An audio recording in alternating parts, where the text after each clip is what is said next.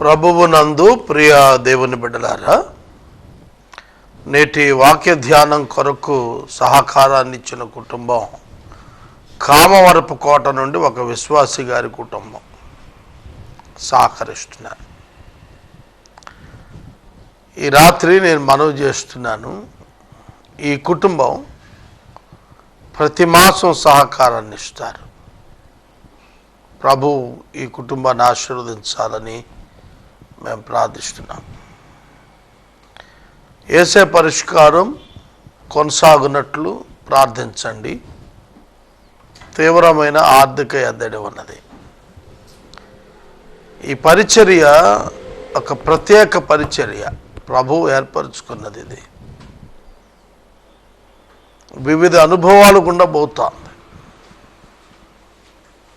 నేను 10 దినాలు అనౌన్స్ చేశాను సిబ్బంది కొరకు. No one has responded. మరలా చెప్పాను, ఇక నేను దీని గురించి చెప్పను అని చెప్పాను. దేవుడు ఒక ప్రత్యేకమైనటువంటి ఉద్దేశంతో దీన్ని నడిపిస్తున్నాడని నాకు అనిపిస్తుంటుంది ఎప్పుడు కూడా. పరిచర్య ఎక్స్పాండ్ చేశారు, సిబ్బంది తక్కువగా ఉన్నారు. అయినా మహిమ చేత వెళుతుంది. ఆర్థిక ఇబ్బంది పూర్తిగా ఉంది, అయినా మహిమ చేత కొనసాగుతుంది. దేవుడు తన శక్తిని కనపరుస్తున్న పరిచర్య. I praise God for this wonderful programme. ప్రార్థన చేస్తాను. మమ్మలను మిక్కిలుగా ప్రేమిస్తున్న తండ్రి, వందనాలు, స్తోత్రాలు. నేటి వాక్య ధ్యానము ద్వారా మాతో మాట్లాడండి. నిన్న ఈ దినం సహకారం ఇచ్చిన కామవరపు కోట వాస్తవ్యులైన విశ్వాసి గారి కుటుంబం దీవించబడాలని ప్రార్థిస్తున్నాను. లక్షలాది రూపాయలు ఆర్థిక వ్యయం ఉండగా మీరు ఈ కార్యక్రమం నడిపిస్తున్నారు. ఇది కలువరి ప్రేమ, క్రీస్తు కృప చేత నడిపించబడుతున్న ఉద్యమం. ఎలాగనగా లో ప్రొఫైల్డ్ ప్రీచర్ ఆన్ ఎర్త్. భూమి మీద ఉన్న బోధకుల్లో అల్పుడి చేత మీరు మాట్లాడిస్తున్నారు. అందుకే ఈ పరిస్థితులు. మీకు స్తోత్రం ప్రభు. ఎపిసోడ్ సహకారం ఇచ్చిన కుటుంబాన్ని మీరు దీవించండి. ఈ దినం కొన్ని మాటలు మాతో మాట్లాడండి, మేము గ్రహించడానికి కృపవ్వండి. యేసునామమున అడుగుచున్నాం తండ్రి, ఆమేన్. ప్రియమైన దేవుని బిడ్డలారా, యోహాను సువార్త 3వ అధ్యాయం చాలా గంభీరమైన అధ్యాయం. గత 2 దినాలుగా మనం చదువుకుంటూ వెళుతున్నాం. కానీ ఇందులో చెప్పవలసిన మాటలు, స్ట్రెస్ ఇచ్చి చెప్పవలసిన మాటలు చాలా ఉన్నాయి. నికోదేము యేసునొద్దకు రాత్రి వేళ వచ్చి, దేవుడు తోడై ఉంటే గాని నీవు చేస్తున్న క్రియలు ఎవడు చేయలేడు అని చెప్పాడు. దేవుడు తోడై ఉంటేనే గాని ఎవడు కూడా ఈ క్రియ చేయలేడు. Uncomparable actions of Christ. ప్రభువు చేస్తున్న క్రియలు మనుషులు, ఇతర బోధకులు చేస్తున్న వాటితో కంపేర్ చేయటానికి వీల్లేదు.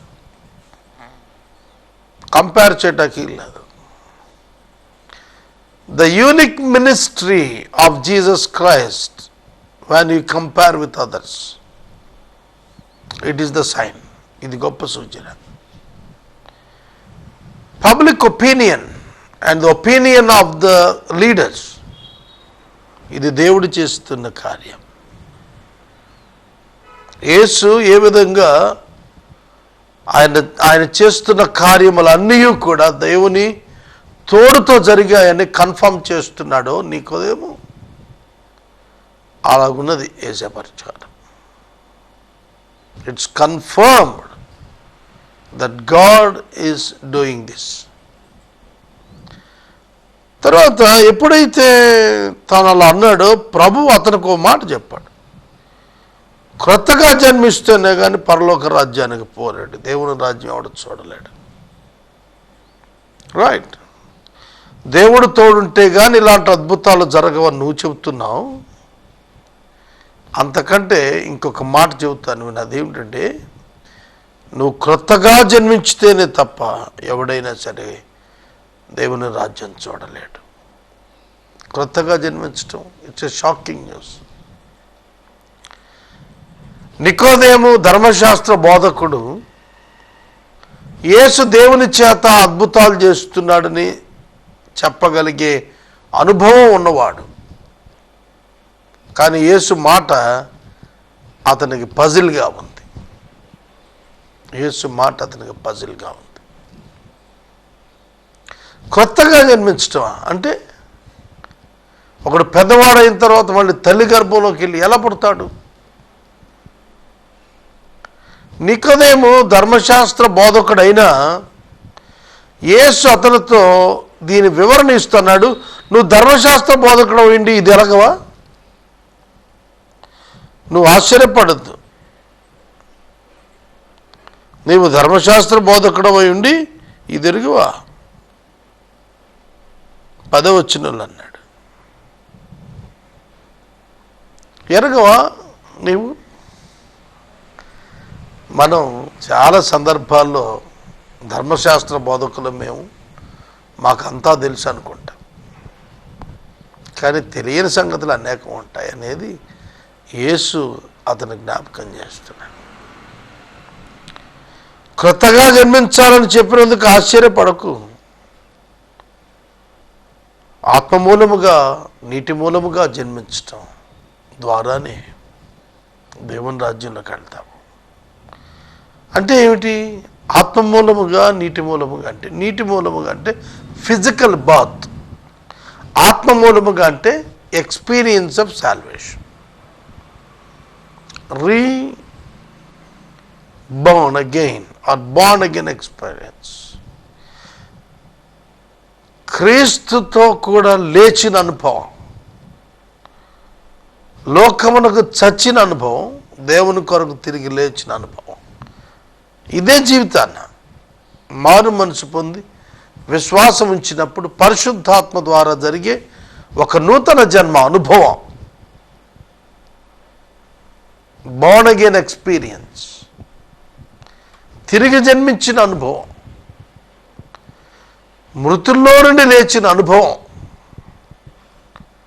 పాతవి గతించిన అనుభవం, సమస్తం క్రొత్తమైన అనుభవం. సమస్తం క్రొత్తమైన అనుభవం క్రీస్తు యొక్క అనుభవంలోనికి ఎవరు వస్తారో వాళ్ళే పరలోకానికి వెళ్తారు. ఇది ఎలా సాధ్యం? ధర్మశాస్త్ర బోధకుడికి కూడా కొత్తగా ఉంది ఈ బోధ. ఇది ఎలా సాధ్యం? ఎలా సాధ్యమా?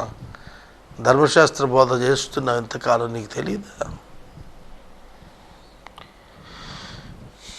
మేము ఎరిగిన సంగతియే చెప్పుచున్నాము, చూచిన దానికే సాక్ష్యం ఇస్తున్నాము, మా సాక్ష్యం మీరు అంగీకరింపరని నీతో నిశ్చయంగా చెబుతున్నాను. భూ సంబంధమైన సంగతులు నేను మీతో చెబితే మీరు నమ్మకున్నప్పుడు పరలోక సంబంధమైన మీతో చెబితే ఎలా నమ్ముతారు?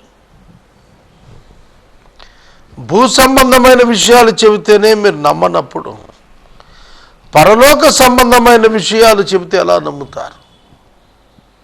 ఆ మాట ఎందుకన్నాడంటే, గాలి తనకిష్టమైన చోట విసురును, గాలిని గురించి మాట్లాడుతున్నాడు, భూ సంబంధమైనది.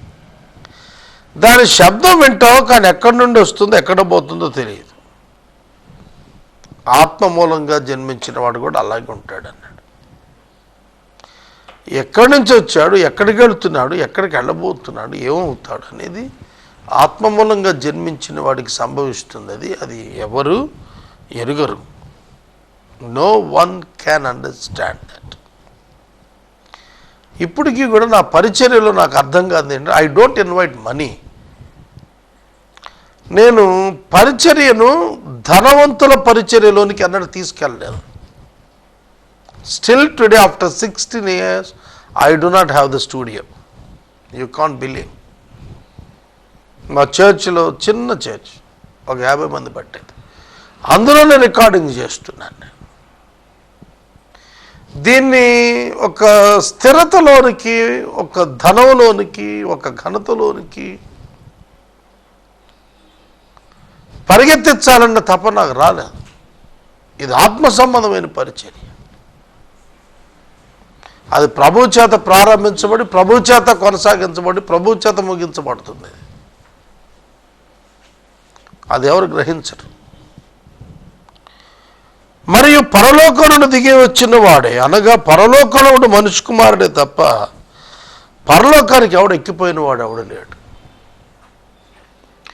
పరలోకము నుండి వచ్చిన వానికి తప్ప ఈ సంగతులు ఎలా తెలుస్తాయి? పరలోక సంబంధమైన ఎలా తెలుస్తాయి? ఆయన అక్కడి నుండి వచ్చాడు కనుక ఆయనకు అక్కడ సంగతులు తెలుసు. అక్కడికి ఎక్కి దిగి వచ్చినట్టు ఎవడు లేడు కదా. మరియు పరలోకం నుండి దిగి వచ్చిన వాడే, పరలోకంలో ఉండే మనుష్య కుమారుడే తప్ప పరలోకమునికి ఎక్కిపోయిన వాడు ఎవడు లేడు. ఒక్క జీసస్ క్రైస్ట్ తప్ప పరలోకానికి వెళ్ళి తిరిగి వచ్చి ఇదిగో పరలోకం ఎట్లుందాయా నేను చూసి వచ్చాను అని చెప్పిన వాడు ఎవడు లేడు. పౌలు గారు అన్నాడు కొరింథీ సంఘానికి రాస్తూ, వచింపశక్యము కాని మాటలు విన్నాను, అవి మనుషులు పలుకుటకు వీలు లేదన్నాడు. No man can reveal those things on earth. అవి వీల్లేని మాటలు, ఎవడు పలకూడదు. వచింపశక్యం కాని మాటలు అవి నేను విన్నాను. ప్రభువు చెబుతున్నాడు, పరలోక మార్గం తానే అని ఎస్టాబ్లిష్ చేస్తున్నాడు. అరణ్యంలో మోషే సర్పం ఎలా ఎత్తాడు, అలాగే విశ్వసించేవాడు నశింపక ఆయన ద్వారా నిత్యజీవం పొందేటట్లు మనిషి కుమారుని ఎత్తబడాలి. Jesus Christ has to die. ఆయన చనిపోయి తీరాలి. ఎందుకంటే మనుషులు నశించిపోకుండా, విశ్వసించిన వారు నశించకుండా ఉండాలంటే యేసు మరణించి తీరాలి. అది ప్రభు చెప్తుంది. ఎందుకు ఈ మాటలన్నీ చెబుతున్నాడు? ఒకడు తిరిగి జన్మించే అనుభవంలోకి రావాలంటే జీసస్ హ్యాస్ టు డై. యేసు చనిపోయి తిరిగి లగాలి. ఒకడు క్రొత్తగా జన్మించాలి ఆత్మ మూలంగా అంటే క్రీస్తు మరణం ఆవశ్యం, లేకపోతే జరిగేది కాదు. అది ధర్మశాస్త్ర ఉపదేశకులకు తెలియాలి. ధర్మశాస్త్రం బాలశిక్షకుడు, క్రీస్తు సంపూర్ణం అని. అది తెలియకపోతే ధర్మశాస్త్రం ఇంటిక. ధర్మశాస్త్రం ఏమని చెబుతోంది?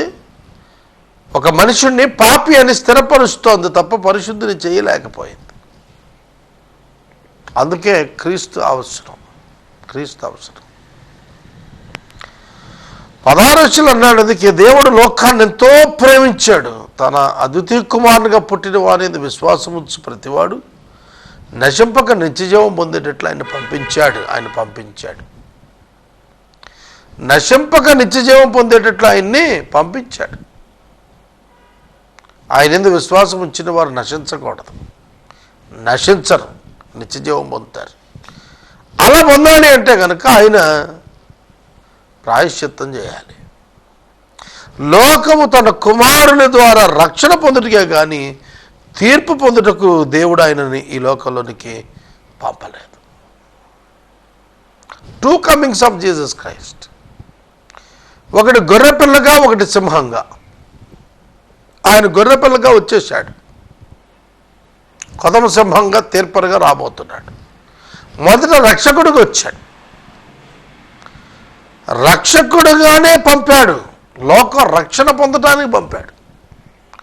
లోకానికి తీర్పు తీర్చడానికి యేసును దేవుడు పంపలేదు, లోకాన్ని రక్షించడానికి పంపాడు. The first coming of Jesus Christ is for the salvation of the world. లోకంలో ఎవడు నశించకూడదు, అది ఆయన కాన్సెప్ట్. అందుకే తన కుమారుని పంపాడు. తను ఎందరు అంగీకరించారో వారందరూ తన కుమారులు అవటానికి క్రీస్తునందు దేవుడు అధికారాన్ని ఇచ్చాడు విశ్వాసులకి. కాబట్టి ఒకడు కొత్తగా జన్మించాలంటే, ఒకడు నిత్యరాజ్య వారసుడు అవ్వాలంటే, ఒకడు పరలోకాన్ని చేరాలంటే దేవుడు పంపిన ఏకైక మార్గమైన క్రీస్తు ద్వారా కలుగు రక్షణ పొంది తీరాలి. Many roads leads to the Rome మనకు సామెత ఉంది, but not to the heaven. పరలోకానికి చేర్చు అన్ని మార్గాలు. మనుషులు ఏర్పరచుకున్న అనేక మత మార్గాలు ఉన్నాయి. Human beings are seeking God, but they are failure to know God, to reach God. ఎందుకంటే అవి అసంపూర్ణ మార్గాలు. You cannot reach God without the action of redemption. విమోచన పథకాన్ని పూర్తి చేయకుండా దేవుని యొద్దకు ఎవడు చేరలేడు. ఒక మనిషి యొక్క పాపం తొలగించబడటానికి ఒక నిర్దోషి యొక్క రక్తం చిందించబడాలి. అది లేకపోతే క్షమాపణ రాదు. కనుక స్వరక్తం ద్వారా, పరిశుద్ధ రక్తం ద్వారా, పాపరహిత రక్తం ద్వారా దేవుని యొద్దకు చేరేటువంటి అవకాశం ఉన్నవాడు ఒకే ఒక్కడు యేసుక్రీస్తే. ఎందుకంటే ఆయన పరిశుద్ధుడిగా జన్మించాడు. ఆయన యందు పాపం లేదు, పాపం యొక్క స్వభావం లేదు ఆయన యందు. సహోదరుడా, సహోదరి, ప్రాచీన పాపపు స్వభావం యేసుక్రీస్తులో లేదు. అందుకే ఆయన పాపం చేయలేదు, చెయ్యడు కూడా. మనం గుర్తెరగాలి ఈ విషయాన్ని. క్రీస్తు పాపరహితుడు, యేసుక్రీస్తు పాపరహితుడు. ఎలాగనగా ఆయన పరిశుద్ధుడు, ఆయన దేవుని మూలముగా ఈ లోకానికి పంపించబడినవాడు. ఎన్నడూ గుర్తెరగండి, ఆయన తన పాపం కొరకు పరిహారం చేసుకోవలసినటువంటి వాడు కాడు. మిగిలిన మనుషులందరూ పురుషుని ప్రమేయంతో పుట్టిన వారు, క్రీస్తు ఒక్కడే పురుషుని ప్రమేయం లేకుండా పుట్టినటువంటి వాడు. క్రీస్తు ఒక్కడే పురుషుని ప్రమేయం లేకుండా పుట్టినటువంటి వాడు. కావున క్రీస్తు మాత్రమే మానవులను విమోచించగలిగిన అర్హతలు కలిగిన వాడు. దేవునిచే పంపబడ్డాడు. అతడు చేసిన క్రియ చేత అనేకులకు విమోచన కలుగునట్లు దేవుడు ప్రణాళిక చేశాడు.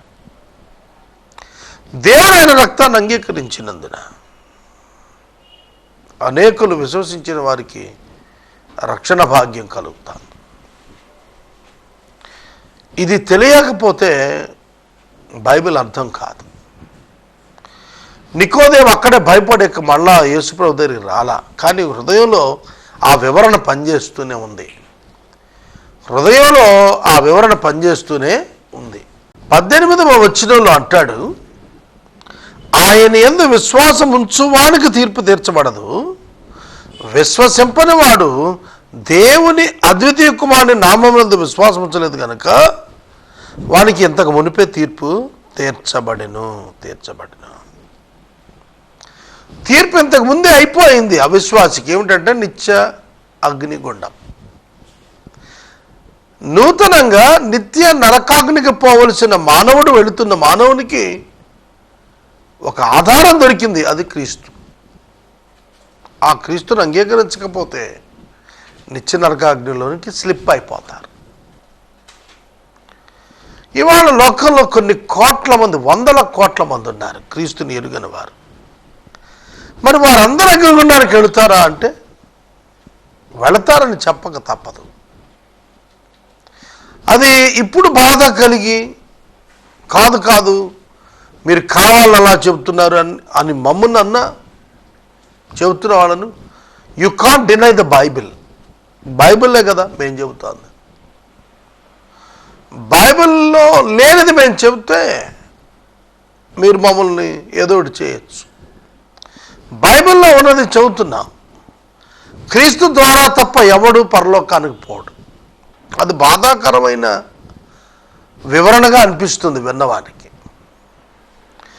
వివరణ బాధాకరంగా అనిపిస్తుందా అనేది ముఖ్యం కాదు. అది సత్యమా, సత్యమైతే మన పరిస్థితి ఏంటి అనే ఆలోచన చేయటం చాలా అవసరం, చాలా అవసరం. ఏదో మనకి ఇన్కన్వీనియన్స్గా ఉంది వినటానికి, మనల్ని తిరస్కరిస్తున్నట్టుగా ఉంది, ఇది మన మన యొక్క ఫెయిత్ని ఏదో శంకిస్తున్నట్టుగా ఉంది. కాబట్టి వీళ్ళే పరలోకానికి వెళ్తారా, రక్షించబడిన వాళ్ళే, క్రీస్తు నమ్మిన వాళ్ళే, మిగతా వాళ్ళు పోరా అనంటే, I'm not talking about the religious Christians.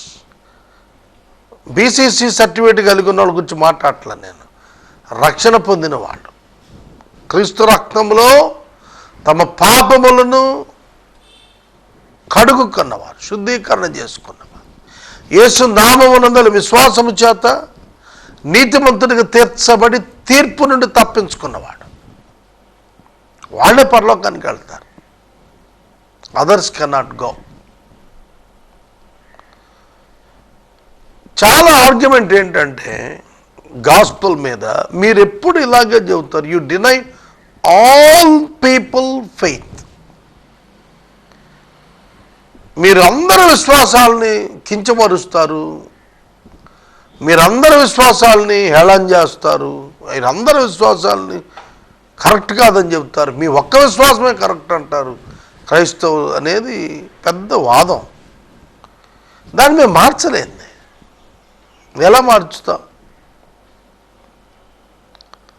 కనుక నీటి బాప్తిసం ద్వారా పరలోకానికి వెళ్తాడని మేము చెప్తే అదొక రిలీజియన్ యాక్టివిటీ అయిపోతుంది, అందరూ తీసేసుకుంటారు. మారు మనసుతో పని లేకుండా నీటి బాప్తిసంతో చాలు పరలోకానికి వెళ్తారని ఎవరైనా అనౌన్స్ చేస్తే ఎవరు తీసుకోకుండా ఉంటారు చెప్పండి? పరలోకాన్ని పోవటానికి ఇది కూడా తీసుకోండి బ్రదర్ అంటే అందరూ తీసుకుంటారు. Then it will be in the hands of the people. అది మతం అవుతుంది, అది కాదు రక్షించేది. పరిశుద్ధాత్మని చేత జరుగుతోంది రక్షణ కార్యం. తండ్రి అయిన దేవుడు ఉద్దేశించాడు, కుమారుడు దాన్ని సిలువలో తయారు చేశాడు, పరిశుద్ధాత్మను అనుగ్రహిస్తున్నాడు, విశ్వాసం పొందుకుంటున్నాడు విశ్వాసం మూలంగా. It's all of God and his glory and his grace. ఆయన మహిమ, ఆయన కృప ఉంది రక్షణ. ఆయన ఉచితంగా ఇచ్చేది అయి ఉంది, ఆయన ఏర్పాటు అయి ఉంది. నేను మనవి చేస్తున్నాను, మన పెరట్లో టేకు మొక్క పెరిగినా ఆ టేకు మొక్క మన ఇంటికి కావలసినటువంటి పరికరంగా తయారైనప్పుడు దానిలో కొంత భాగమే ఆ తలుపులోకి వస్తుంది. ఒక కిటికీ గాను ఒక తలుపు గాను తయారైనప్పుడు చాలా వ్యర్థం పోతుంది. పోయిందని టేకు కాదని అనలేమంటే అనలేమని కాదు.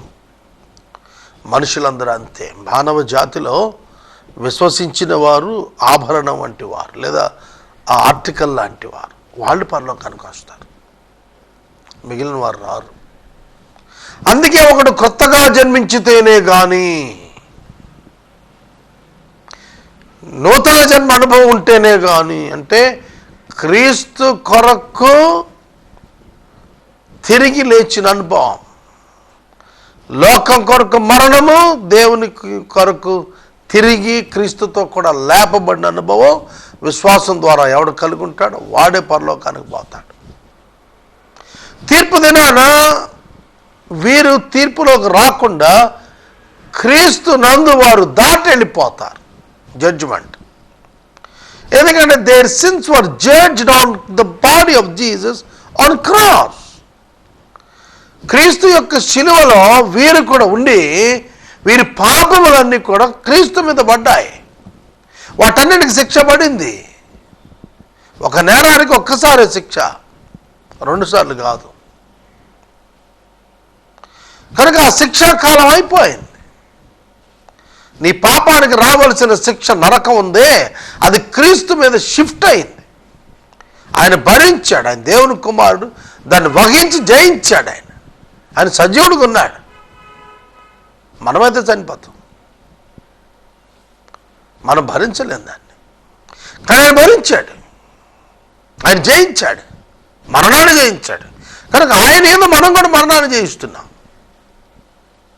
ఆయన ప్రధానం, అదే 3వ అధ్యాయంలో చెబుతున్నాడు. దుష్కార్యము చేయవాడు ప్రతివాడు క్రీస్తును ద్వేషిస్తాడు, తన క్రియలు దుష్క్రియలుగా కనబడకుండానట్లు వెలుగు దగ్గరికి రాడు. యేసును అంగీకరించిన వాడికే పాపం అంటే ఏంటో పర్ఫెక్ట్ నిర్వచనం తెలుస్తుంది, లేకపోతే తెలియదు.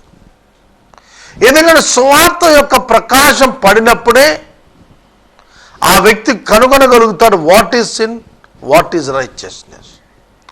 అప్పటి వరకు ఏ మానవుడు కూడా నీతి అంటే ఇది, రక్షణ అంటే ఇది, తీర్పు అంటే ఇది అనే భావనలు తెలుసుకోలేడు. అందుకే వివిధ రకాలైనటువంటి కథనాలు దాని మీద అల్లుకుంటూ వచ్చాడు. ఇలా చేస్తే ఆ శిక్ష ఉంటుంది, అలా చేస్తే ఈ శిక్ష ఉంటుంది. నరకాగ్ని గుండా నుండి తప్పించుకోవాలి అని అంటే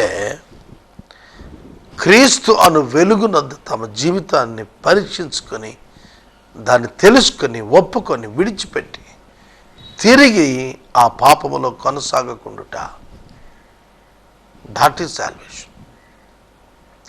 అలా అనుభవం కలిగిన వారే దేవుని రాజ్యానికి వెళ్తారు.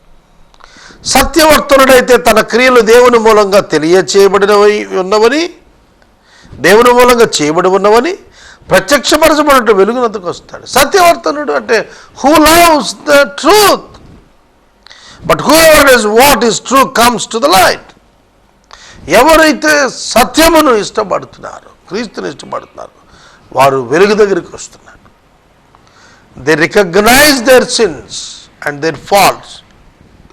They sincerely apologise to God, asking forgiveness to God, and leave the sins there and lives a righteous life, holy life.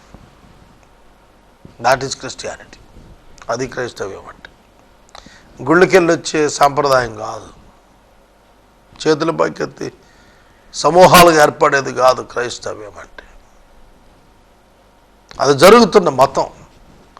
సంఘం అదృశ్యంగా ఉంది, కంటికి కనబడటంలే, విశ్వవ్యాప్తంగా ఉంది. ఆ సంఘం రక్షించబడుతుంది, మీ సంఘం కాదు. మీ సంఘం ఇంకోటి సంఘం కాదు, పరలోకంలో కూర్చునేది వెళ్ళి టోటల్ నెంబర్. చర్చలో కూర్చుంటాం, దట్స్ ఫైన్, అది వేరు. కానీ రక్షించబడిన సమూహం క్రీస్తుతో కూడా దేవుని ఎదుగు వెళ్తుంది. ఇది మనం గుర్తెరగాలి. తర్వాత రేపటి వాక్య ధ్యానంలో 22వ వచనం నుండి నేను వాక్యాన్ని ధ్యానిస్తాను. ఈ దినం ఎపిసోడ్ సహకారం ఇచ్చిన కుటుంబము కామవరపు కోట నుండి ఒక విశ్వాసి గారి కుటుంబం సహకరించారు. 2 days, నిన్న ఇవాళ ఈ బిడ్డలు సహకరించారు. వీరికి ధన్యవాదాలు. వీరి వలె మీరు కూడా ముందుకొచ్చి సహకరించండి. చాలా అవసరతలు ఉన్నాయి, ప్రభు సహాయం చేస్తాడు. ప్రార్థన.